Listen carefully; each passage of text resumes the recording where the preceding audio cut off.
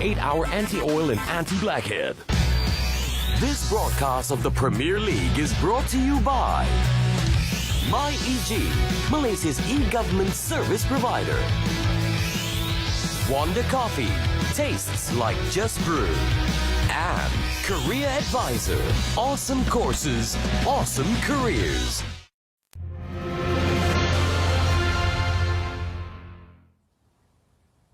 Thanks for staying with us here on Astro Supersport. There's been no goals in our fixture on a Sunday, but there's been plenty to talk about. So Sylvain Distin and Gary Stevens are here to discuss everything in depth with me.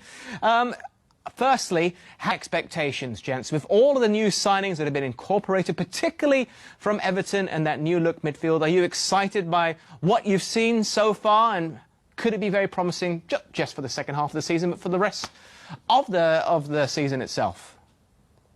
Yeah, well, I think it's very promising. Oh, go on. No, well, I think we're going to say pretty much the same, Sylvain, to be honest with you. I think it's been a decent first half. There's been chances at both ends. I think you could argue the big surprise is that it's still 0-0 at the moment, because there's been a couple of very good opportunities and some really good creative play. Would you agree with that, Sylvain?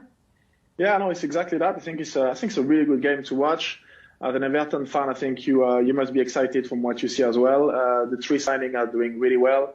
I've seen Alan trying to communicate with his players and then trying to organize things around him, which is a really positive sign for a foreign player who just arrived in an English team and a new signing. Doucouré is doing what he's always doing, Mr. Reliable. I've seen a lot from Hernandez as well. He'd love to come back on his left foot and just have a good switch of play. So it's really interesting at the moment. Yeah. This is the MyEG halftime report. Let's firstly look at probably the best chances of the game falling to Everton, particularly rather early on. Richarlison, was he being selfish? Should he have looked up? What should have been done better? And how lucky were Spurs to get away with that, Gary?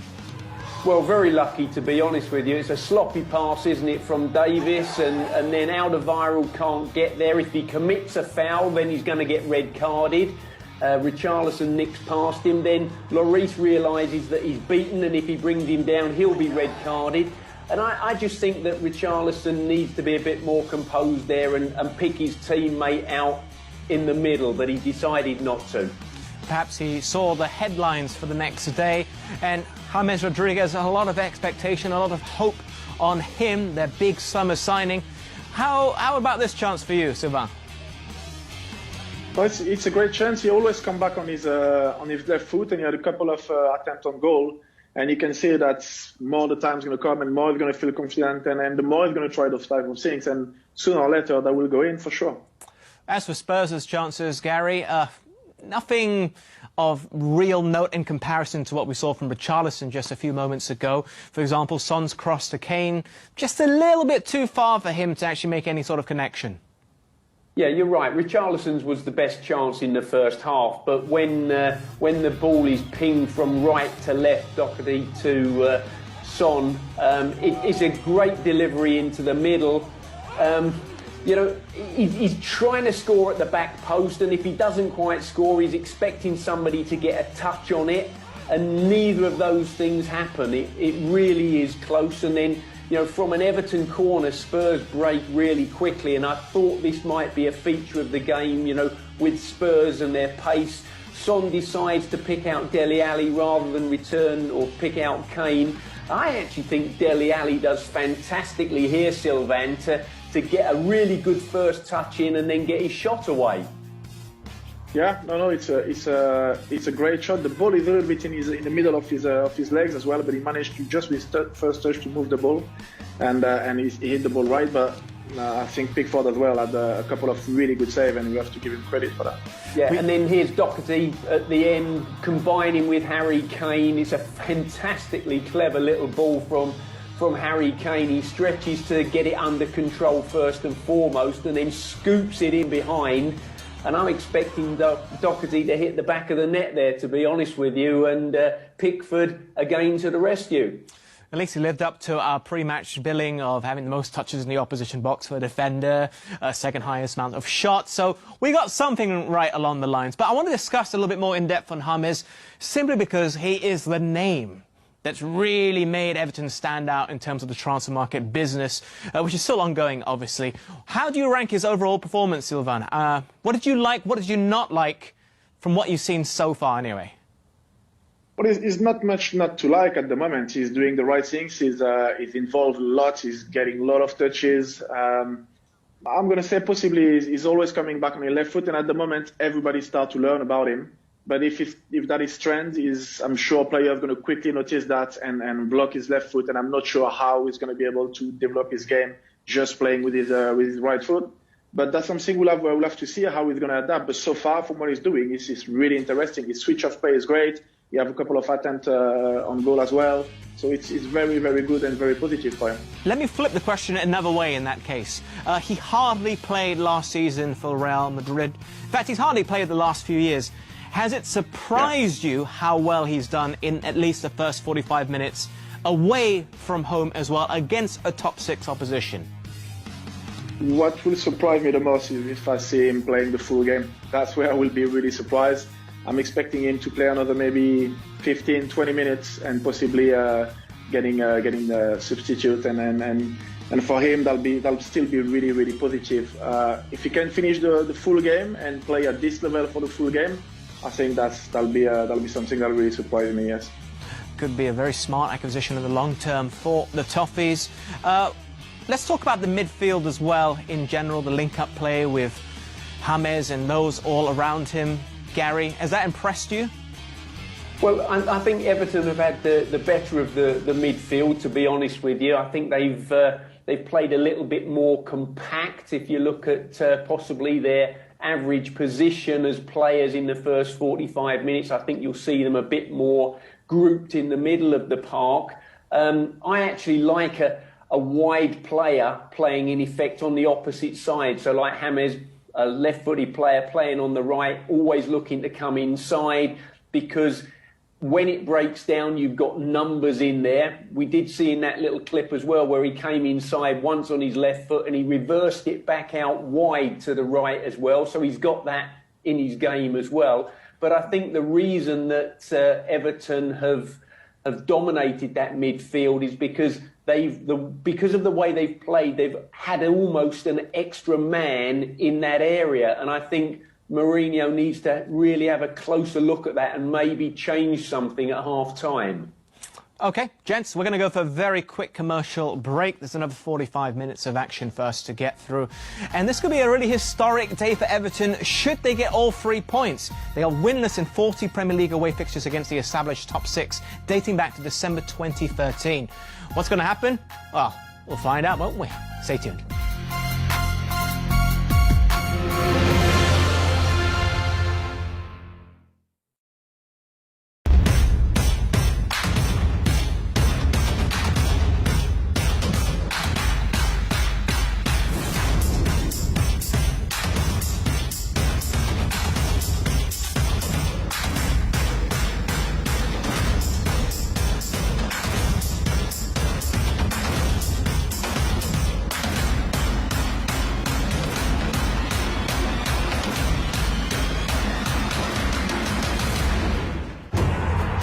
Players, 18 teams, thousands of supporters.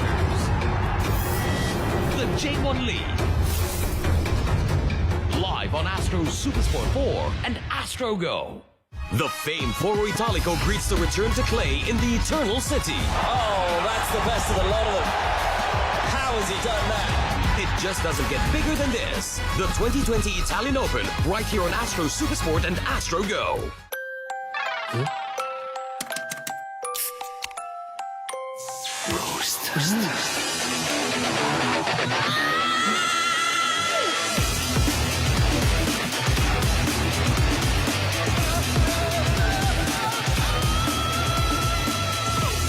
Wonder Booster! Double the coffee shot! Double the booze! Wonder Coffee!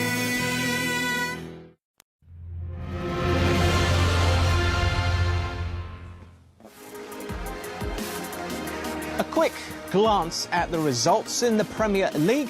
West Brom losing at home against Leicester. We'll share the highlights momentarily. Obviously, our game is still goalless. We got Sheffield United taking on Wolves. That's going to be kicking off pretty soon. And the game you can enjoy on Tuesday morning in Malaysia or Monday night in England is going to be Brighton taking on Chelsea. For them, they lost out on the Champions League spot, obviously, but they started off this campaign in winning form. It's also a debut goal for Timothy Castagne. After that, Jamie Vardy with 2 penalties to put himself right in there yet again for the Golden Boot. Obviously trailing behind Mo Salah, who got himself a hat-trick yesterday. It's not a great start for the promoted teams either. Obviously, Leeds had an enthralling game against Liverpool, but ultimately they lost. Fulham couldn't score against Arsenal. They were at home, they lost, and what we just saw was West Brom at home, unable to score and also losing. Showing how tough the Premier League can be, Sylvain.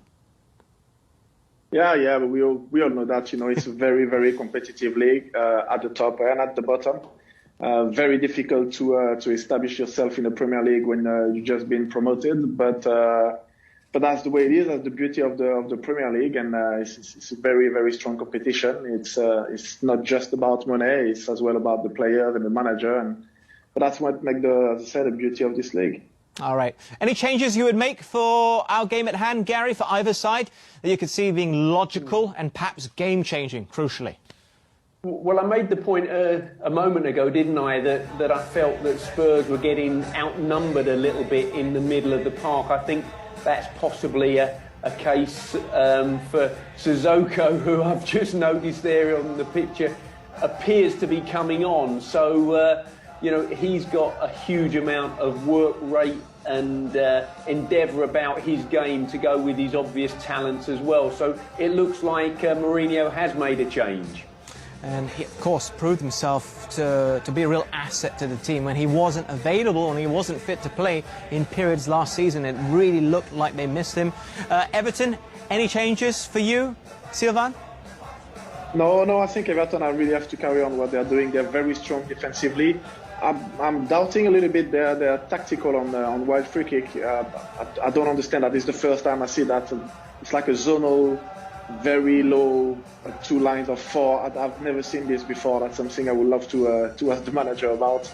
Because as a defender, I would not feel comfortable being solo and not marking anyone. But it seems to work at the moment. But what they do is great. A strong defensive block. They created few chances. I would like to see maybe a bit more running behind the defense to drop the Spurs line, the defensive Spurs line. But they're doing really well considering it's another game. All right, just confirmation that Sissoko is coming on. Match commentators are Andy Townsend and Peter Drury. Actually, the enforced break sort of worked for him, enabling him to come back for the last section of last season. It was a surprise to some that he didn't begin this game. He begins the second half, though, as a replacement for Dele Alli. He started out on this right-hand side, Peter. Lucas Moura, it looks like, just again very early in the half, it looks like he might be the one to play just in behind Harry Kane, either him or Son.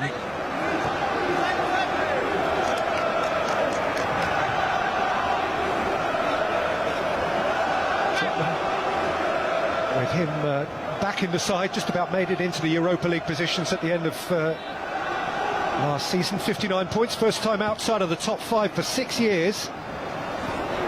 In terms of points and finishing positions, it was their worst since they finished 8th with 51 points in the season Harry Redknapp rescued from Juan de Ramos 11 years ago, 08-09. But certainly the aspiration is for something better again this time round.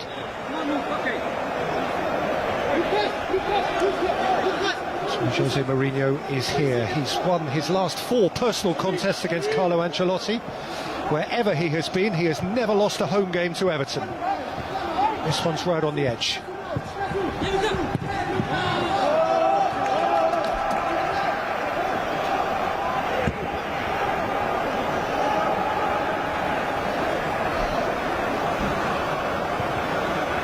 Remember last season, in similar conditions, on a Saturday evening, Tottenham began with a 3-1-1 here against Aston Villa, in which they had to come from behind. Here is Harry Kane, who settles for the corner.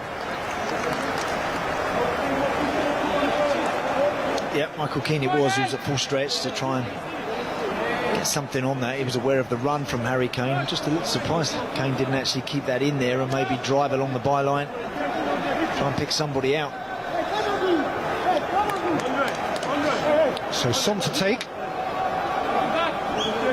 Dyer and Alderweireld predatory there on the edge of the 6-yard box. Lucas Moura and Kane inside the 6-yard box. Son's ball flicked out by Gomez, taken up by James, and then Decore broke for Alderweireld, but via an arm.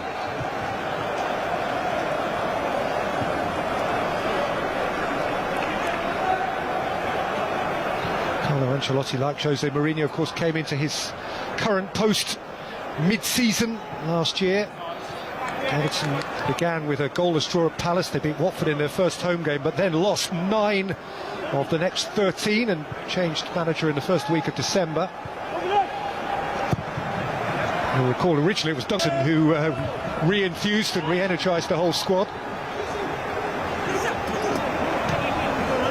I think for Everton instantly, I like the look of what Carlo Ancelotti has put together over the summer. The first 45 minutes, they look they're nice and composed in possession.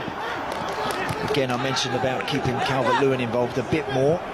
Careful not just to overplay and let things become a little bit too slow, but I think in the main he'll have been pretty pleased with what he saw from his players. It's now just finding that cutting edge. Now Spurs have the cutting edge. Can they control the game a little bit better, dictate the game a little bit better to make it more of a consistent threat?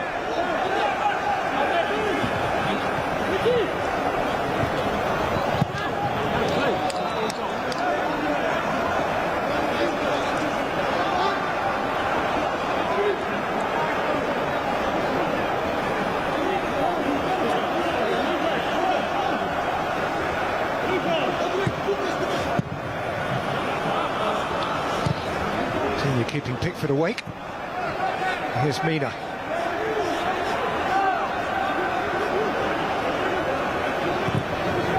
Decore showed too much of it to Davis.